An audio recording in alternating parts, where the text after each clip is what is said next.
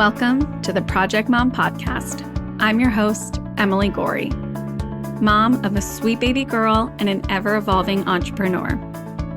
On this show, we will explore the intersection of motherhood and entrepreneurship.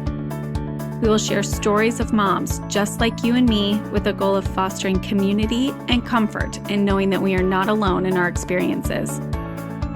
Please take a moment to subscribe to the podcast wherever you listen to ensure you get all the updated episodes and releases.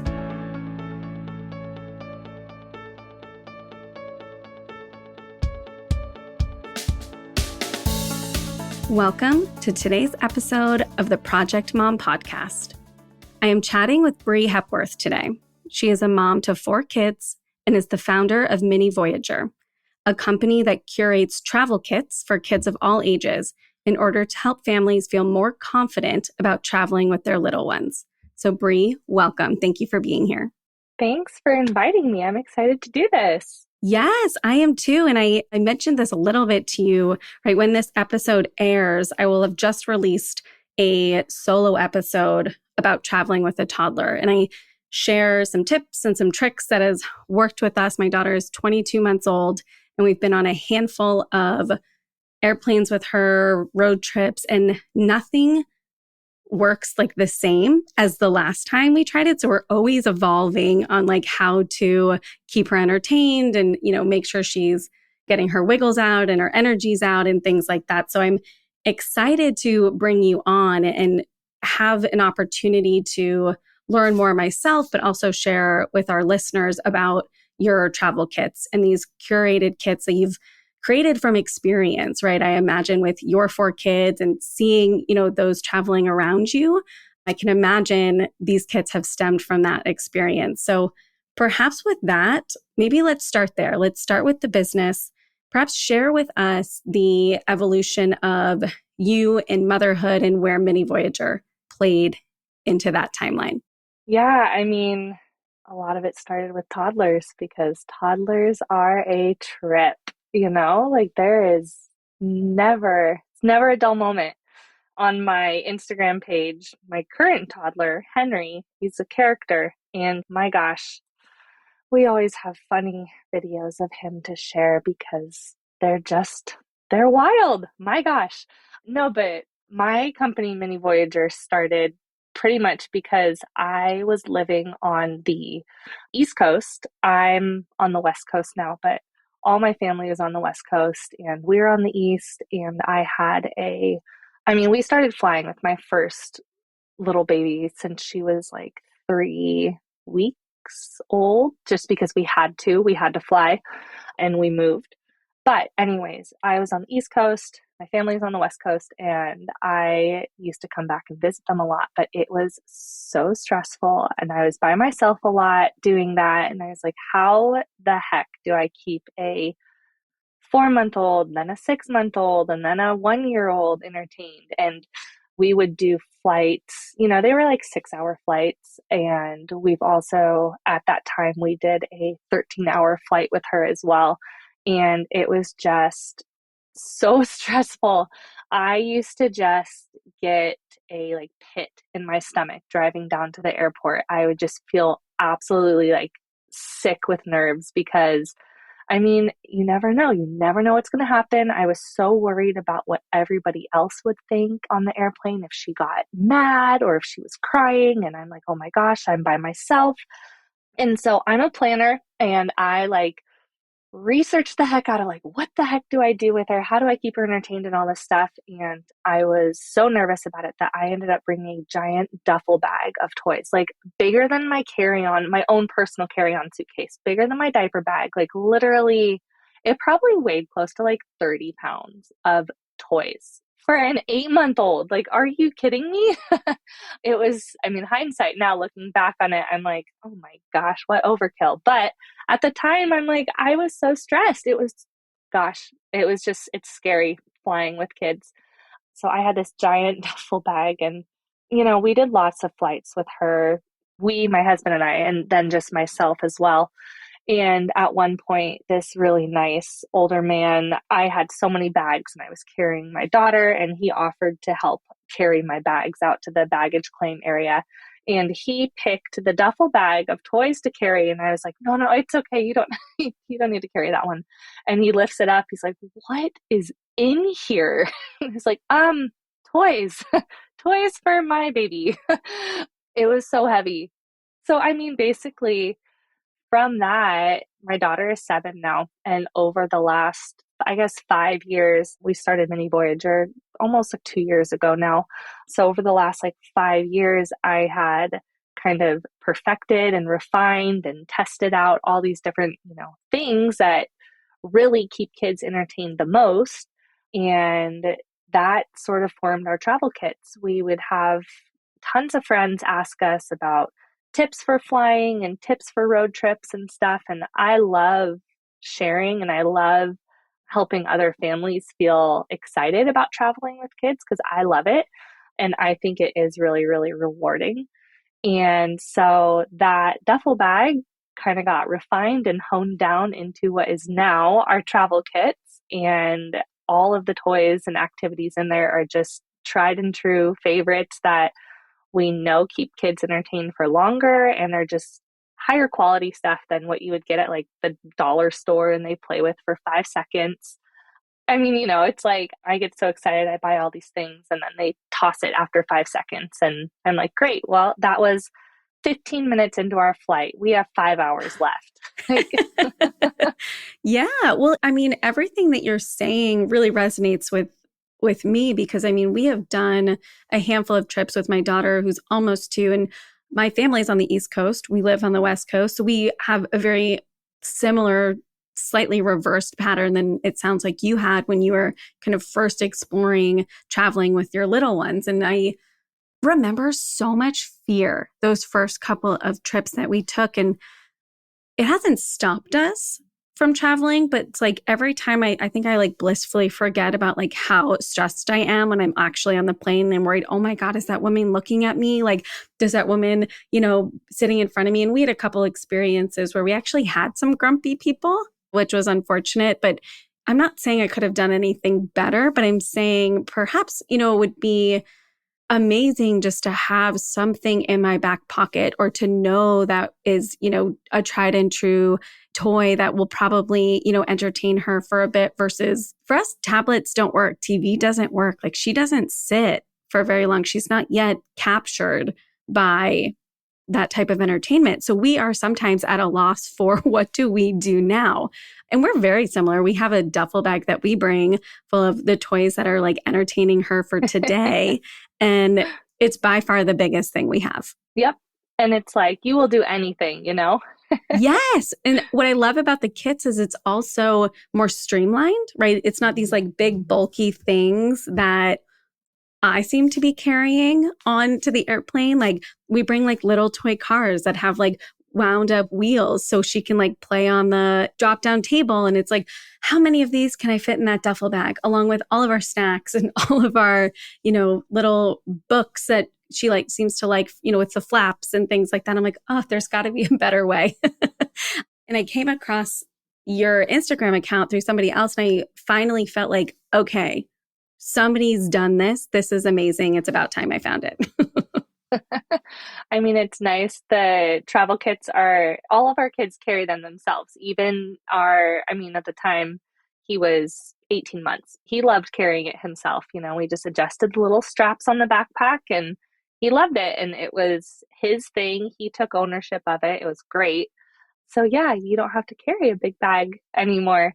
I mean, it makes me so happy to hear that the travel kits have been giving parents so much more confidence, because I mean, there is zero guarantee with a toddler, but it's so much nicer going into a flight knowing that you have things to entertain your 6-month-old, your 18-month-old, your 3, 4, even, 5 and 6 year old.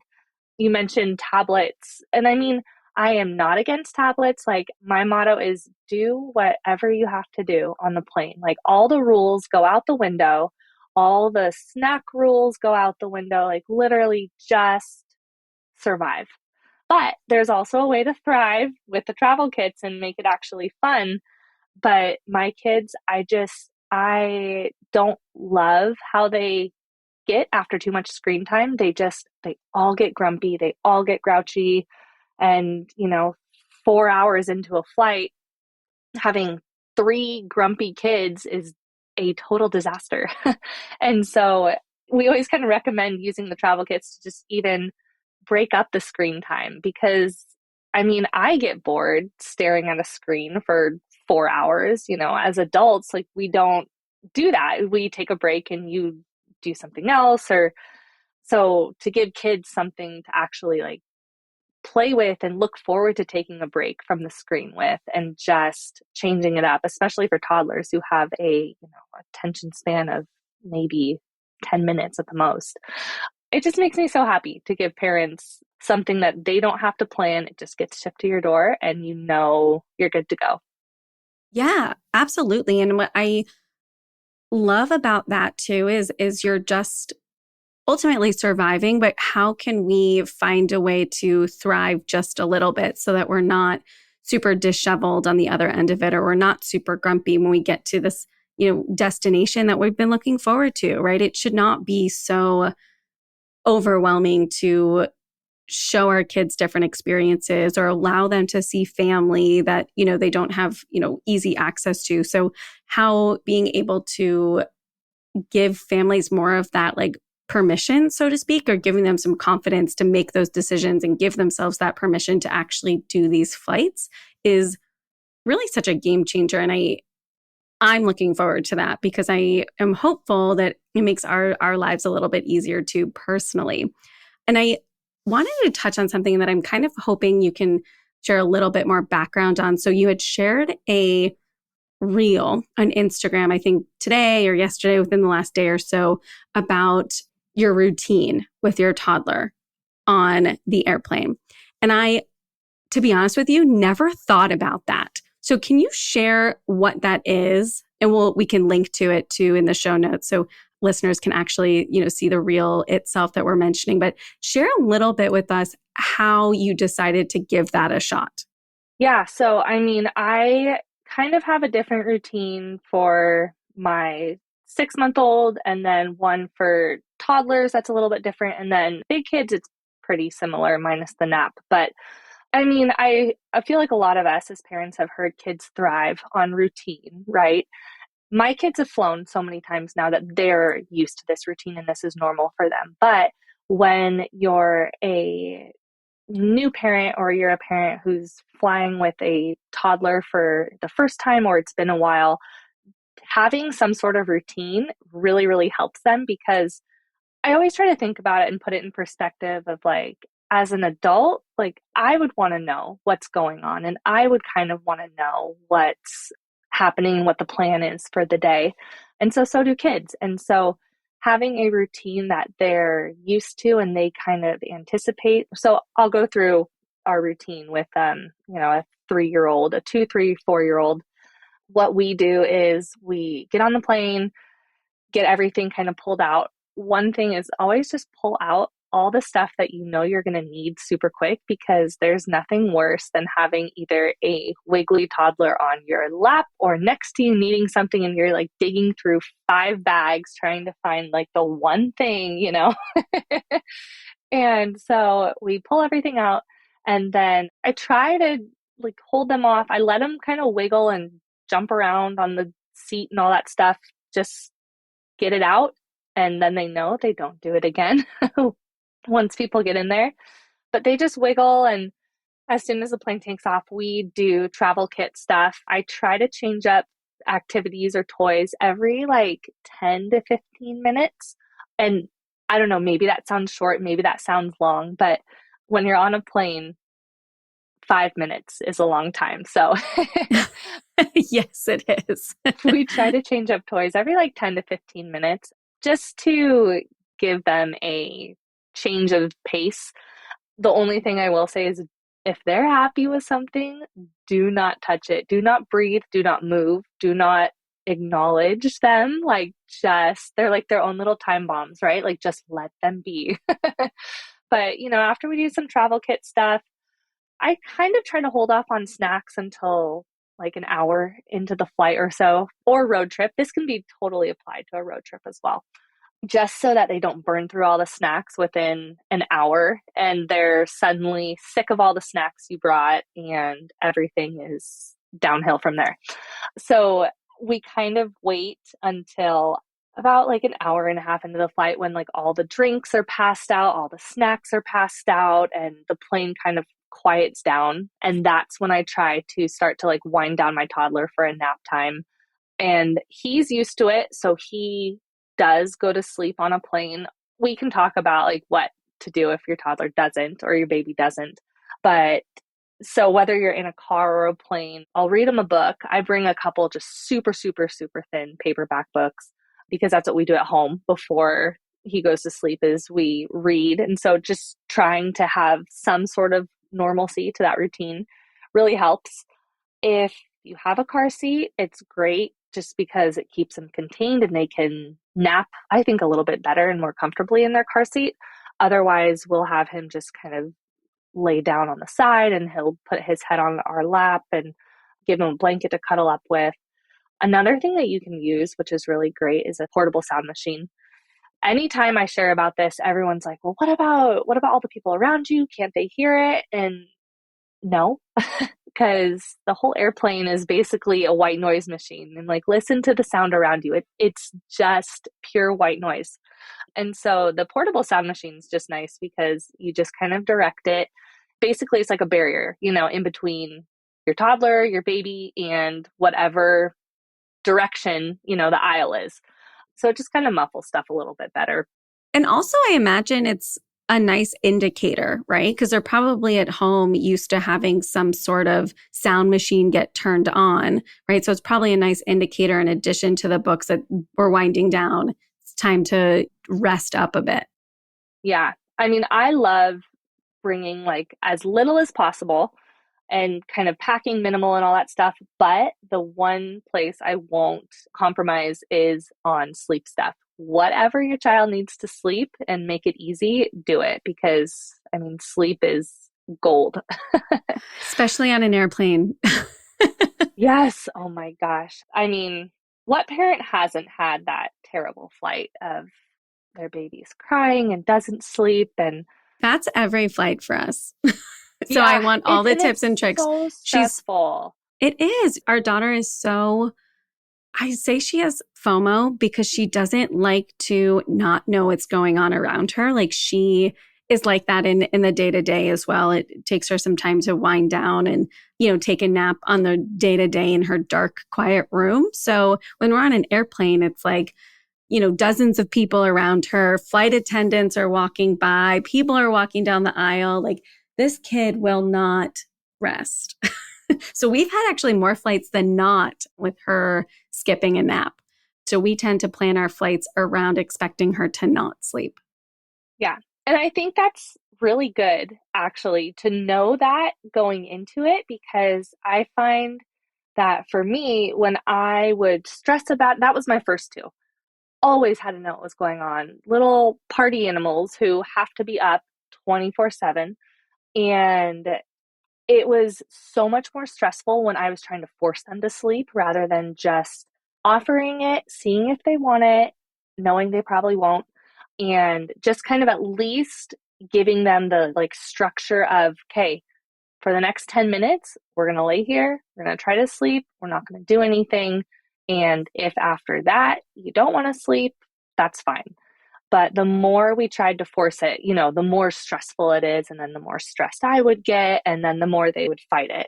And so and I mean, every kid is different. But in general, I try not to worry about naps. If you know that your child will take a nap, that's awesome. And if not, offer it. And then if they don't, I just kind of plan on either, an earlier bedtime that night or just a super down, low key day the next day after we travel to just kind of chill, relax, reset, and just kind of go from there. I mean, toddlers skip naps sometimes and it's not the worst thing in the world, obviously, unless they're crying forever. And I've had that happen and Yeah. it is what it is, but I think the more parents stress about trying to force the nap, the less likely it's going to happen.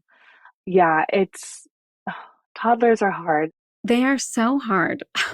The biggest thing too, and this was a big reason I was always stressed before we launched Mini Voyager and the travel kits, was I was just so worried about what other people would think. And finally, and I mean, I give this advice to everybody, but also like I still have to remind myself of it all the time because it's so much easier said than done. But don't worry about the other people around you. Like, you know that as a parent to your child, you are doing your best. And there is nobody on that plane that wants your child to calm down more than you. It's not like you don't care. You're trying your best always. And the second that I stopped focusing on what other people thought on the plane and what other people were going to say or think, it helped me just tune into my child's needs and emotions more and just be that calm space for them. And it also helps to know the chances are you're not going to see them again in 5 hours. So, Yes. Well, I mean, it's actually pretty interesting because I had mentioned a little bit earlier in this conversation, right? We actually had some grumpy women on one of our long flights. And it's interesting because I am very similar, right? I'm always so worried about what other people think. And then these women actually like physically showed me what they thought, right? They actually told me. And when confronted with that, I was like, I don't care. I actually didn't care in the moment that I was confronted with it because I knew that my kid was just having a hard time and I was doing the best that I could in those moments. And there was nothing, despite actually knowing 100% that those women in front of us were annoyed with us, would I do anything different? Like, I couldn't do anything different. So I was actually much calmer for my daughter in those moments because I was like, you do what you need to do. If it's right now, this, whining and screaming, like, I'm here for you. Like, you just do what you need to do. And it's actually funny when you think about that, because when you're actually confronted with the thoughts that you were oh so worried about the whole time, it felt a lot different to me at that point. So, it's a good reminder to realize that, yeah, you'll never see these women again. I've never seen those women again, thankfully. And they're probably happy they never saw me and my kid again. So it all worked out just fine. I mean, when we travel, we ask so much of kids, right? I mean, as adults, travel days are exhausting and hard. And so I always try to put myself in the shoes of a 3 year old or however old your child is, because as hard as it is for us, it's 10 times as hard for them because it's a totally new skill for them. And trying to remember that, like, you are, first off, doing a good job. And second, teaching them something and teaching them a skill. And traveling is a skill. And to just remember not to get discouraged, right? After that first horrible flight or road trip or whatever. I mean, we've all been there where we pull up into the vacation house and I'm like, never again. We are never doing this again. Yeah. But all the fun always outweighs the bad, right? Like, most of the time, generally the good outweighs the bad. And just know that, no matter what happens on that travel day, it is a great skill. And our little toddlers are doing their best. They don't have the emotional like regulation that adults do. And it's sad that some other adults don't remember that and they don't remember that they were kids once too. Yeah. Or had kids of their own that did something Yeah. similar, probably. Yeah. Yeah, exactly.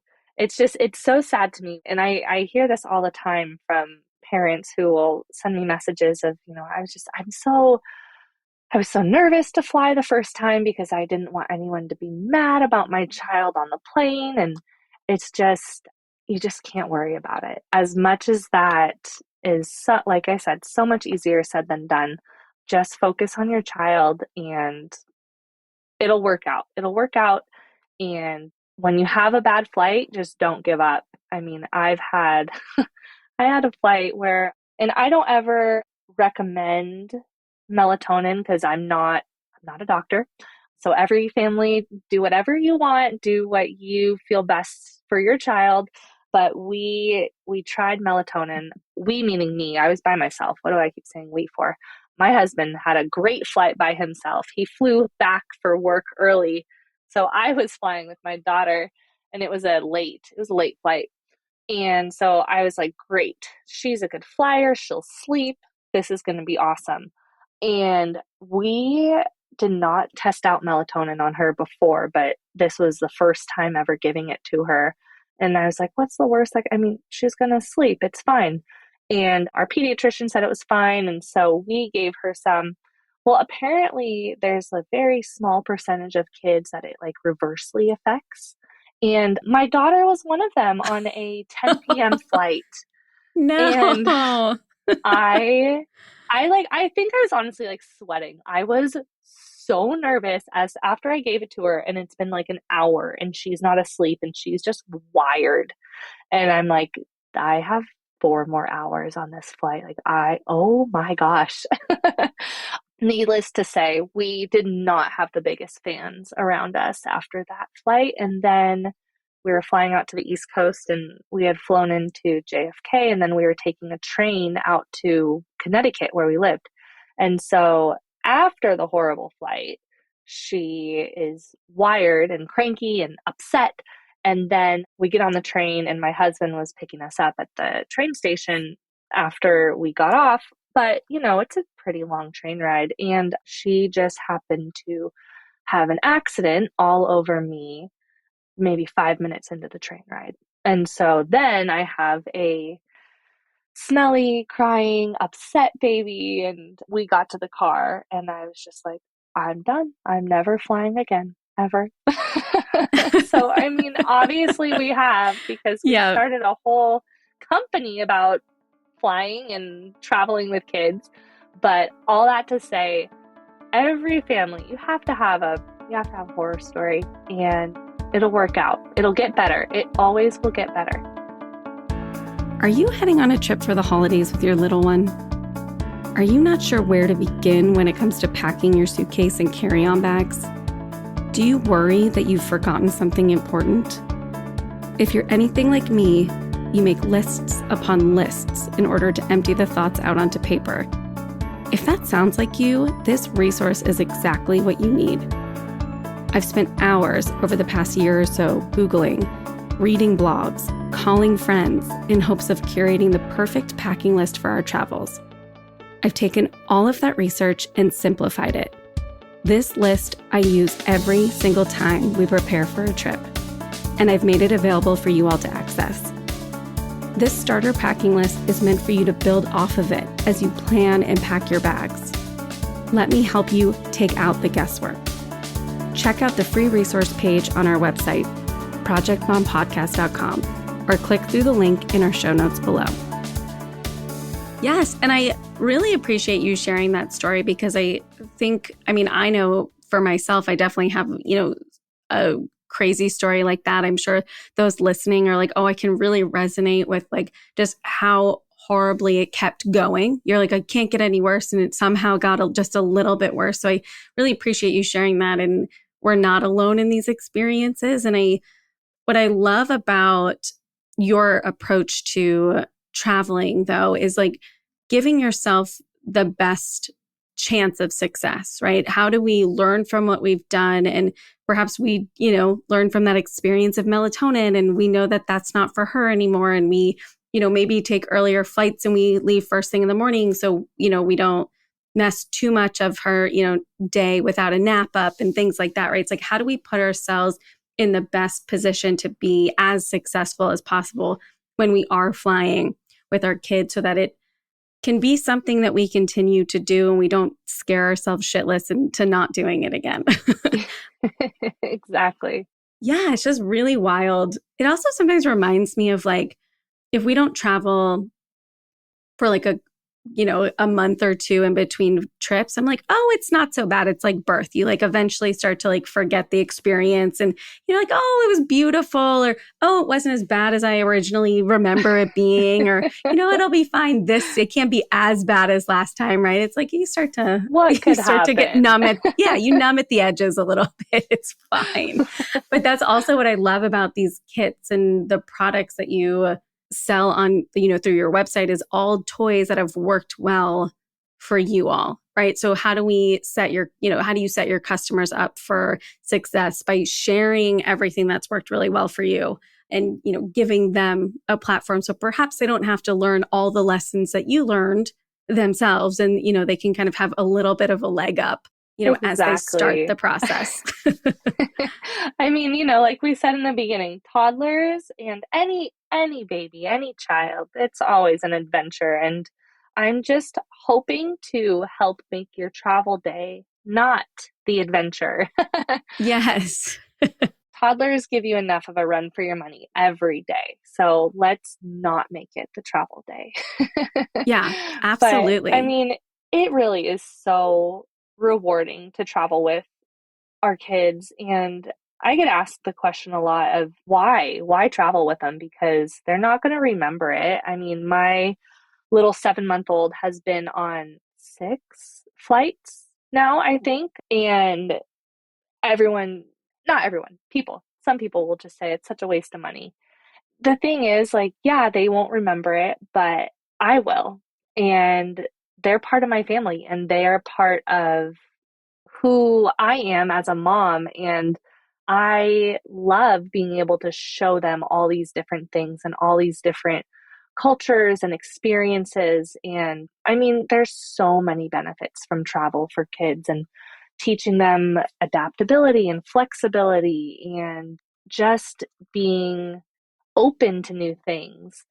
So all of the good really does outweigh any bad, but they also, I mean, at least for me, one of my favorite memories as a kid is when we're traveling or when we're on a vacation together and you have that 100% uninterrupted quality time together.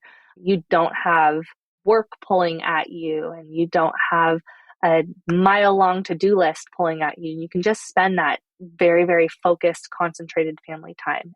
And the connection that you make with your kids during that, they do remember, and they do remember that feeling. And so, yeah, they might not remember the place, but they'll remember the feeling when you're there. And, it just makes your family stronger. And so, speaking to people who maybe are kind of wondering when's a good time to start traveling with your kids or if it's worth it, anytime is, because even with your baby, I mean, it's nice to not have work pulling at you and trying to juggle all these different things. It's fun to just spend time with your little baby. So, yeah, anytime's a good time to travel.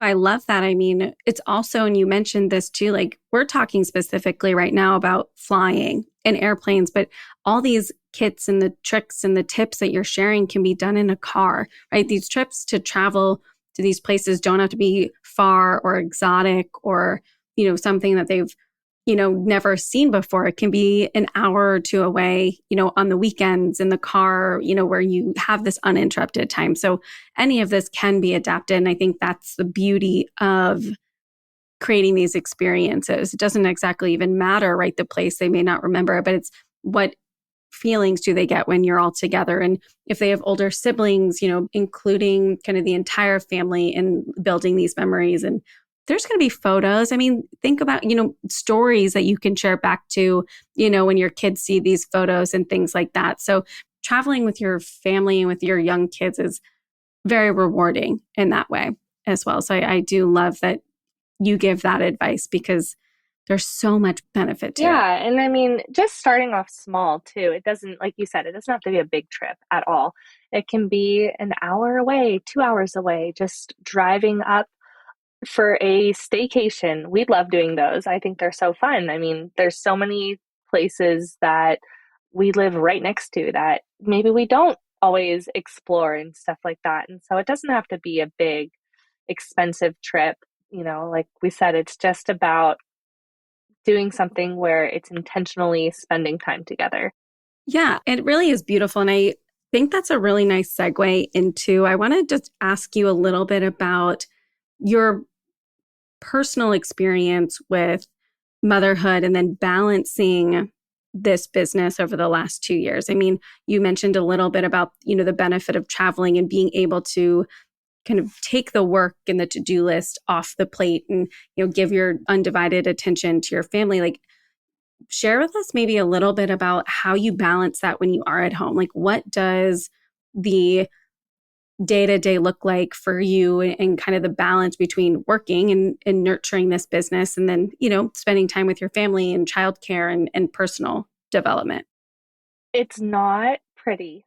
And I think that's always something to remember. And I mean, as moms, I think we're always really, really hard on ourselves, right? And never doing enough. It's never good enough. And there's always more we could be doing and better and all this stuff. So, how I balance it is I don't. And I think that's something important to remember. There's always has to be some give, right, in something. And sometimes it's a give in I'm not getting as much done in my business because I'm spending more time with my kids. And sometimes it's like we can't do a bunch of different activities with the kids because I have to get something done for work. And it's just a push and a pull, and it's never a rigid structure. It's really, really fluid from week to week of how I balance everything. And so, I mean, with that, when we started Mini Voyager, I mean, I had no idea. I had no idea how well it would do or if anybody would even want the travel kits. I mean, we started the company in February of 2020, like a week before this weird thing called coronavirus started, Oh gosh. which Yeah. was horrible timing on my part for a travel business. You mean you But couldn't see the future, Bree? I mean, you didn't know that that was going to oh, I happen? wish I had. I wish I had. Yeah. So there's never a balance. And right now, how it looks is I want to make sure that my kids are a priority. And that always comes first to me because I never want them to look back at their childhood and growing up and be like, yeah, my mom worked all the time or was on her phone all the time, and we weren't as important. And so when I am working, I do try to make it very obvious of, hey, I have to do something for work real quick. Give me an hour and then I'll play. So if I am doing stuff during the day, I try to make it very obvious to them that like I am doing something for Mini Voyager and it's not just me checking out on them. But right now a lot of life is just mom during the day, and then as soon as the kids go to bed from like 7 to incredibly late at night, I'm working on Mini Voyager stuff, and I hand pack all the orders myself. So I'm packing orders, restocking everything, doing any social media stuff that needs to be done. And so that is my evening basically, and rest and wake up and just do it all over again. So I mean it's exhausting, but it's also I love what I'm building and I love doing it. And so I think that's something that's really important with any sort of creative outlet that you have is making sure it's something that you find joy in and a passion in because it's not I don't hate doing it at night. Like I love packing all the orders. I love seeing what everybody chooses in their travel kits. And I love talking with people on Instagram, answering all their travel questions and stuff. So building a business around a passion has really helped, I think, avoid any sort of like, I hate doing work or I feel like I'm pulling away from my kids. And I mean, we did create something that involves our kids as well. And so they help me pack orders. They help me look at different toys and activities that we're going to add to the travel kits. And we love to travel. And so it's great that our business revolves around that as a family because the kids come with us all the time. And gosh, like I said, there's no balance. We're in the process of just trying to figure out how to get help right now just because I don't have anybody who we don't have like a nanny or anything like that. And so there's some days I'm just like totally spread thin and it's super, super hard. But at the same time, I know it'll pass. I know we will figure something out. And I think that's something that's just important to remember too is all the hard parts are just a phase. It'll work out. Something will work out. And I mean, gosh, that's, we can apply that to motherhood too, right? It's as you have a little baby or a toddler, it's everything is a phase. And when you're in it in the moment, it seems like it's never going to end. And it does eventually. And then you can look back on it and it's okay. And hindsight, even with birth, right? Like everything's like, oh, it wasn't that bad. It didn't seem that bad. We're, we're blessed with like the forgetfulness. And so, it's all just rewarding. I love what I do and I love being a mom. And so I'm okay with the lack of balance just because in both aspects, in work and in family, I enjoy doing it. Yeah. Well, I think that's such a important piece of it to remember of like, just because it's difficult doesn't mean it's not the right thing, right? It's like, it's just something to navigate as you go through these different phases of you work a little bit extra hours in the evening to get some things done for the business. So you do get to spend some of those additional hours with your kids during the day. And when I had first started this podcast, it was something that I was really grappling with of like, how do I take time away from my daughter or time away from my husband at the end of the day to do something for myself. And I started to really see that there was a level of like resentment and not wanting to be in some of those moments because I wasn't finding other time for myself. So it's how do you do something that gives you joy, that brings you joy, that gives you energy, that allows you to work part of your brain that perhaps you're missing, in the other parts of your day or, whatever that is for the individual. It's, how do you give yourself that permission to do that? Right. And then you are happier to be in some of those other moments throughout your day, just knowing that these long hours are a phase, a season that will eventually pass. And you'll most likely look back on it, right, with fondness of, oh, remember those crazy hours I was working? I was packing all of these kits by myself and we had the kids helping me, throughout the day. Like those are really beautiful memories and experiences too that you get to share with your kids, and show them how hard mom is working and all those, values and whatnot as well. So I really honor you for being so in tune with that and kind of sharing this lack of balance right now, because it isn't all pretty and it's not always a 9 to 5. And you do have to find some of that time to carve out for it. Yeah, after college, I graduated in advertising and I went into advertising and I was doing that and I just saw and there's nothing against anybody who's in that field. I love it. I think it was great and it's really helped me to honestly even get to where I am and have confidence in starting this business. I loved it, but I just saw for me, there was no balance in that. I didn't find joy in that imbalance, I guess. And that was the thing is I just saw for me, it wasn't conducive to how I wanted to have a family and like the things that I was having to give up for that industry just didn't, it wasn't worth it to me. It didn't make me happy. And so I think that is, as you were saying, that it just like kind of made me think you just have to find something where you feel okay with the imbalance, because for me, advertising wasn't it. And the long hours and the late nights and stuff, it just didn't fill me the same way that working in Mini Voyager does.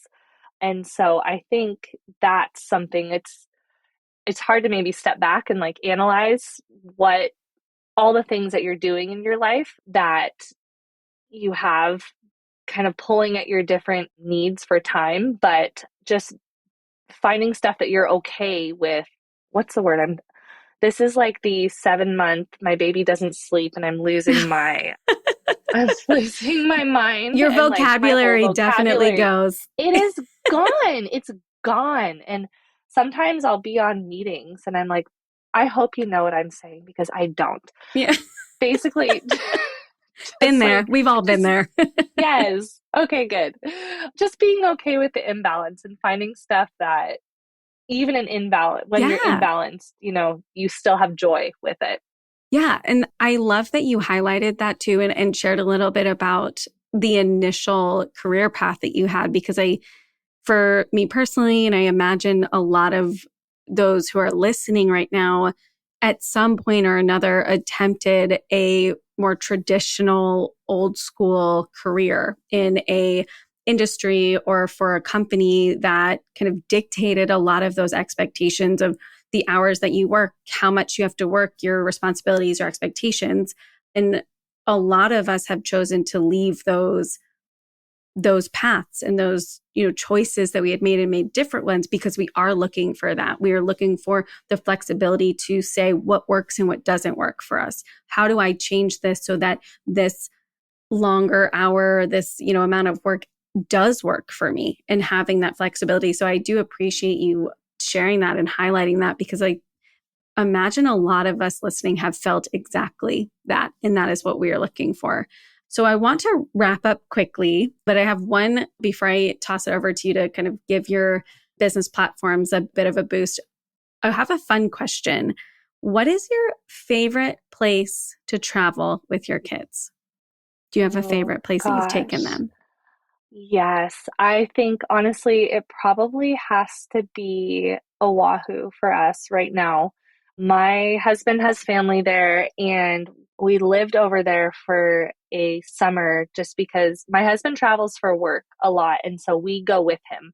And he happened to have a job in Hawaii for basically like 4 months. And so it was kind of the place where my kids, my first two kids, kind of really grew up a little bit. I mean, my son really kind of snubs the water in San Diego now because it's not Hawaii water. And I'm like, you know how Yeah. spoiled you are, right? But it was because that's where he like got in the water first, was in Hawaii. Mm-hmm. I mean, and Mm-hmm. that's honestly, it's an easy place to travel for us. It's not too far from San Diego. It's an easy flight, but we just have, as a family, we have so many good memories there, and we've been back so many times. And my daughter is already planning. She says she wants to live there, and I'm like, I 100% support that. You go for that. That's fantastic. But that one just has a lot of good family memories for us, and so we always love traveling there, hoping to add a couple more. We have some fun international trips coming up this next year, so hopefully we'll add a couple international favorite places to our list here. But yeah, I mean, and like we had said earlier, it's just all about the memories, right? I mean, whatever place it is, it's just that place has the best memories for us, and so Yeah. I love that. We just did a trip to Kauai and we had never been there before. And that island is beautiful. And what I love about Hawaii, and I think people don't necessarily think about it in this way, is like the pace of life on those islands is much slower than what I think a lot of us are used to. So it's really quite enjoyable to do that with young kids because there's not a whole lot of like things that they can, get into or cause trouble or drama or all of that, right? It's not like you're taking them necessarily to a big city and you have to worry about cars. And I grew up on the East Coast, so I'm, very familiar with going into New York City with my parents when I was younger. I was like, I can't even imagine doing that with my kids now. It's a yeah, little you don't stressful. have to So have a big to-do list.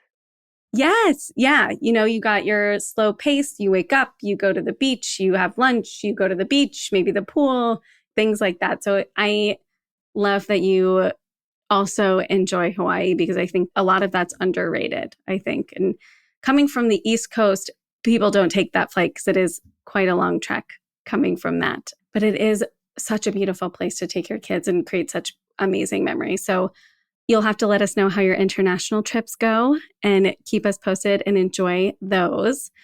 as we wrap up, I want to just give you a quick moment or two to just let us know where our listeners can engage with you and Mini Voyager. What's the best way for them to do that? On my Instagram page, it's just at Mini Voyager _. And I always just share tons of tips and tricks of, our routine with time zone changes and road trip tips and all that kind of stuff. And I mean, I'm always happy to answer people's questions there about different situations in travel or travel products. I mean, we always try to find new, fun items that help in road trips and on flights and stuff like that, as well as sharing our different trip itineraries and stuff like that. And I mean, if travel kits sound like something that would help your kids, you can find us at minivoyager.com. And on there, we have all the travel kits. I mean, they're from ages 12 months to 8 and up. And in all of them, you can go in and pick a travel kit, pick a different size of travel kit, how many activities you want in it, and you just customize every single thing in the kit. And for people who have younger babies, we are launching a 6 to 12 month kit, hopefully in like 3 weeks. Don't quote me on that, but hopefully 3 weeks. Yes. We're just waiting for a couple more items to come, and I'm like anxiously awaiting our shipment. I check it every single day, but it's coming. So all the littler babies can be taken care of too. Perfect. Well, Bri, thank you so much. And for those listening, we will make sure to link all of that in our show notes. And this episode is being released ahead of our busy holiday travel schedules. So for those of you looking to hop on a plane or get in the car, please make sure to check Bri and Mini Voyager out. She has everything and anything that you might need. Thanks so much for listening to today's episode. If you liked what you heard, please help us out and leave a review wherever you listen, and consider sharing with your friends.